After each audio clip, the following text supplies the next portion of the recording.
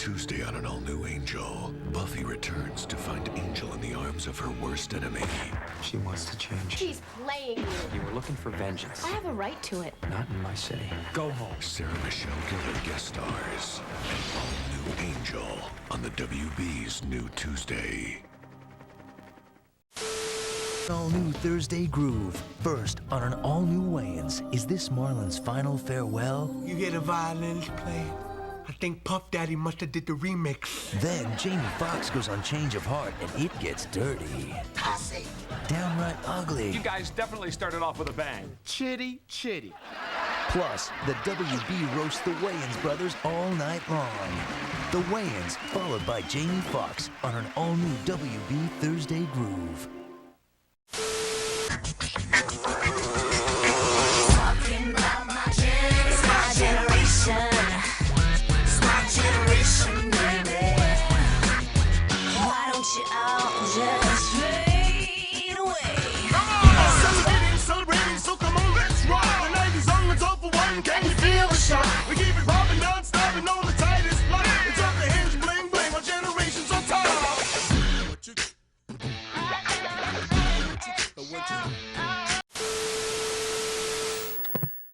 In the streaming age, where a TV show comes from is not as important as it once was.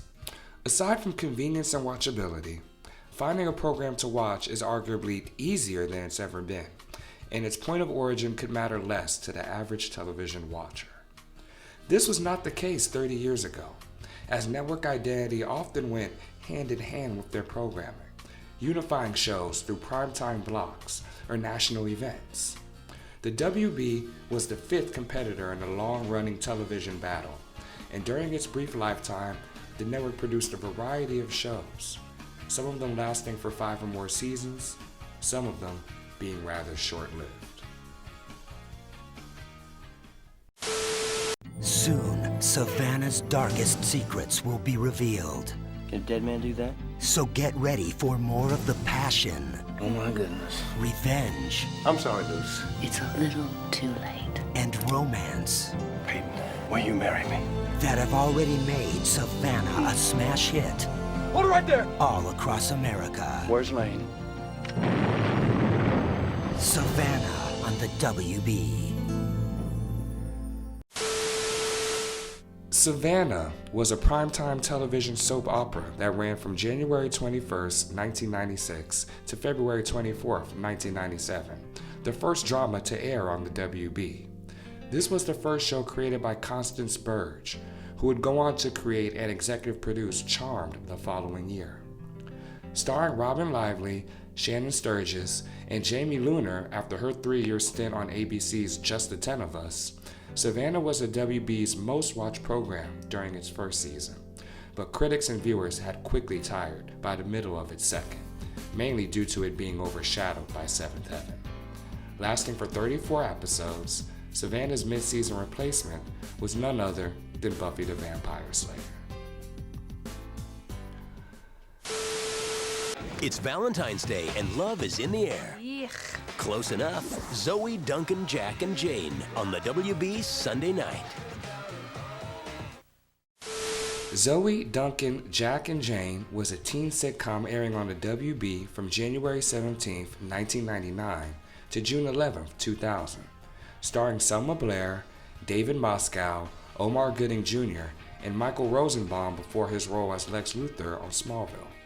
The show has been compared to a watered-down version of Seinfeld, and modern critics have pointed out character traits and plot lines very similar to the sitcom that ended just a year prior. Lasting for 26 episodes, the pilot episode also featured Jeremy Renner and Scott Foley before they moved on to other projects. Rescue 77. Come on.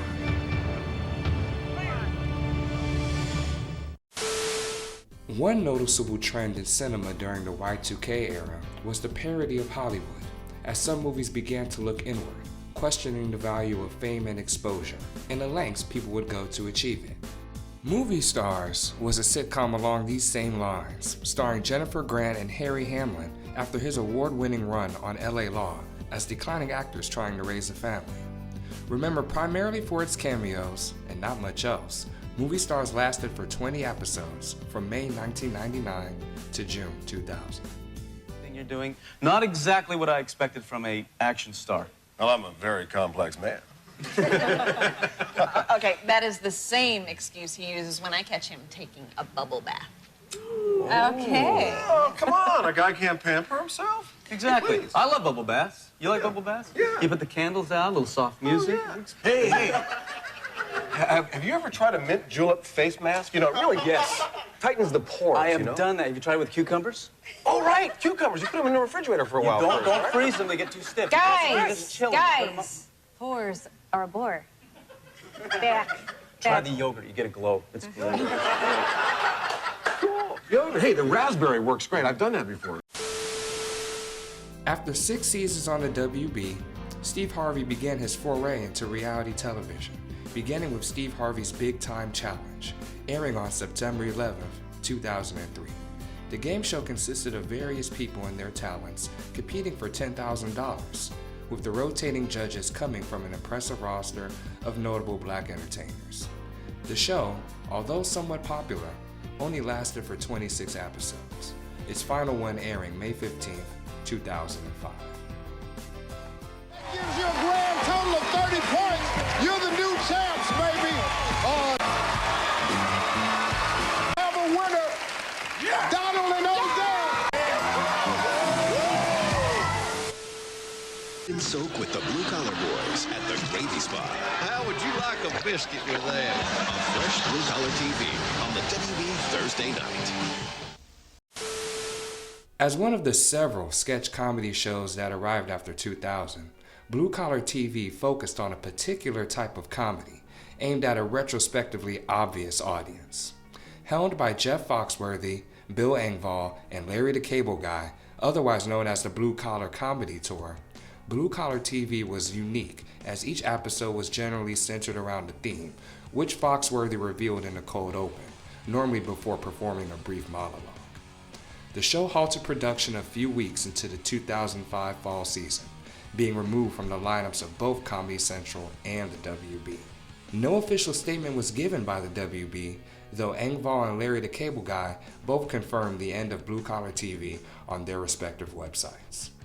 Blue Collar TV returned on May 31st, 2006, to finish airing its second season throughout the summer as filler for the final weeks of the WB, which would shut down later that year. Blue Collar Comedy Tour, the movie, starring Bill Engvall. Here's your sign. I came home the other day and I was helping my wife fold clothes. I think it was a little pair of skimpy underwear. I looked at my wife and I said, when are you going to wear these for me? She goes, I can't. They're your daughter's. Ron White. The new slogan is diamonds render her speechless. Why don't they just go ahead and say it? Diamonds. That'll shut her up. Larry the Cable Guy. My sister, big old girl. She got a belly rig. She come walking in. She's like, what do you think of that right there? I'm like, hey, you got a hitch. Now we can pull you away from the buffet. Even the dedicated television watcher could never hope to or grasp a network's entire output, much less watch all of the shows that come and go with every season. A Super Bowl promo slot might not even guarantee viewership, and as the days of mindless channel flipping become another thing of the past, people are left to remember some television shows in brief flashes, bits and pieces of lost information floating around in our subconscious.